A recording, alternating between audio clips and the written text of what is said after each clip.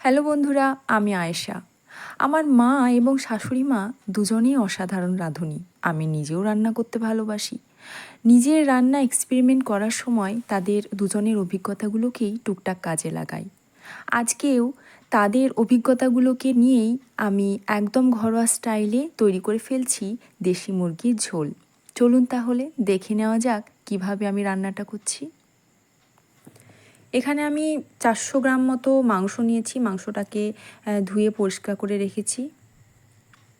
এখানে 3টে বড় সাইজের পেঁয়াজ কেটে নিয়েছি। পেঁয়াজটাকে একটু মোটা সাইজের গোল গোল করে বানিয়ে রেখেছি। আচ্ছা, এখানে আমি 3টে মিডিয়াম সাইজের আলু নিয়েছি। আলুটাকে একটু মোটা করে পিস করে নিয়েছি। মশলার মধ্যে একটা মোটা সাইজের টমেটো নিয়েছি কয়েক টুকরো গরম মশলা, 2টো তেজপাতা। এখানে রাখছি আদা রসুনের পেস্ট, হলুদের গুঁড়ো, রাখছি লাল লঙ্কার গুঁড়ো, নিয়েছি চিনি, জিরে গুঁড়ো, ধনে গুঁড়ো, আর লাগছে লবণ। কড়াই আমি রান্না করব, সেই কড়াইয়ের মধ্যে আমি নিয়ে নিচ্ছি মাংসগুলো। এরপর দিয়ে দিচ্ছি পেঁয়াজ কুচি। এরপর একে একে গুঁড়ো মশলাগুলো আমি অ্যাড করে দিচ্ছি। দিয়ে দিচ্ছি 2 চা চামচ হলুদের গুঁড়ো, মোটামুটি 1.5 চা চামচ মতন আদা রসুনের পেস্ট, দিয়ে দিচ্ছি 1.5 চা চামচ জিরে গুঁড়ো, দিচ্ছি 1.5 চা চামচ ধনে গুঁড়ো, স্বাদ মতো লবণ। এরপরে দিয়ে দিচ্ছি কেটে রাখা টমেটো 2টো। এবার আমি এর মধ্যে দিয়ে দেব সরিষার তেল। রান্নাটা আমি সরিষার তেলেই করছি। এখানে প্রায় 4.5 চামচ মতন আমি সরিষার তেল দিয়ে দিচ্ছি।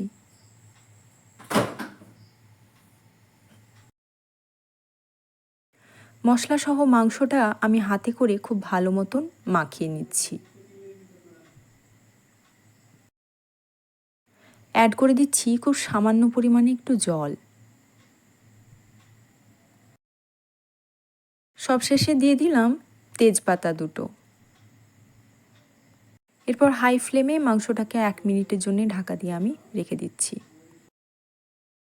1 মিনিট পরে ঢাকাটা খুলে আমি মাংসটাকে খুব ভালো করে নেড়ে দিচ্ছি।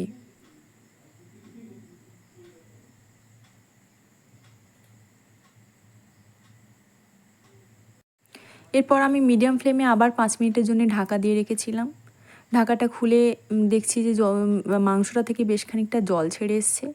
যে টমেটো 2টো আমি দিয়েছিলাম, সেই টমেটো 2টো মোটামুটি সেদ্ধ হয়ে গেছে। এখানে যে টমেটোর খোসা 2টো আছে, এই টমেটোর খোসা 2টো আমি ফেলে দিচ্ছি। এইভাবে আপনারা মাংসতে টমেটো দিয়ে দেখবেন মাংসের ঝোলটা, গ্রেভিটা অনেকটা স্মুথ হবে।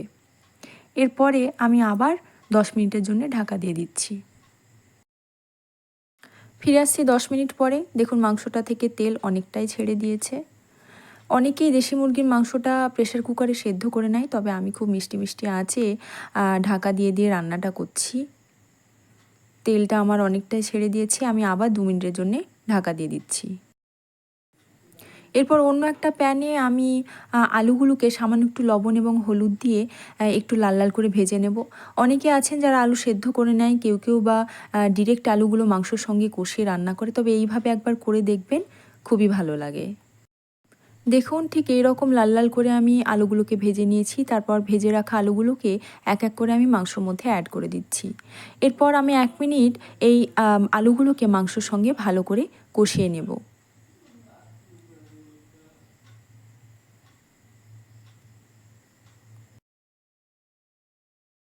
আলু মাংস খুব ভালো করে আমার কষানো হয়ে গেছে। আমি এরপর ঝোলের জন্যে অ্যাড করে দিচ্ছি বেশ খানিকটা ফুটন্ত গরম জল।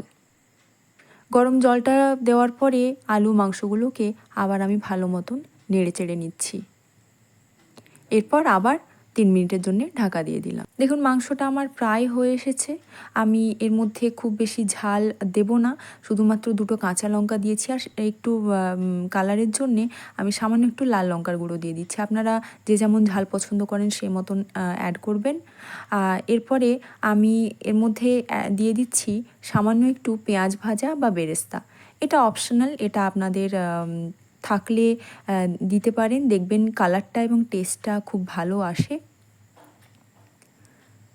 এরপরে সবার লাস্টে আমি দিয়ে দিচ্ছি যে গরম মশলাটা গোটা রেখেছিলাম সেটা একটু বেটে আমি দিয়ে দিচ্ছি। এভাবে রান্না করতে আমার শাশুড়ি মাকে আমি দেখি।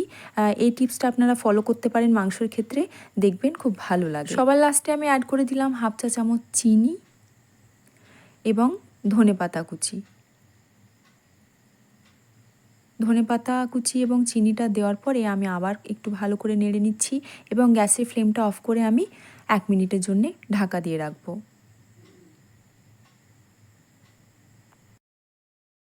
তৈরি হয়ে গেল আমার আজকের রান্না, আলু দিয়ে দেশি মুরগির লাল লাল ঝোল। গরম গরম ভাতে এই রান্নাটি একবার পরিবেশন করে দেখুন, খুব ভালো লাগবে। রান্নাটা কেমন লাগলো কমেন্টে জানাবেন, চ্যানেলটিকে সাবস্ক্রাইব করে রাখবেন। ভালো থাকবেন, নমস্কার।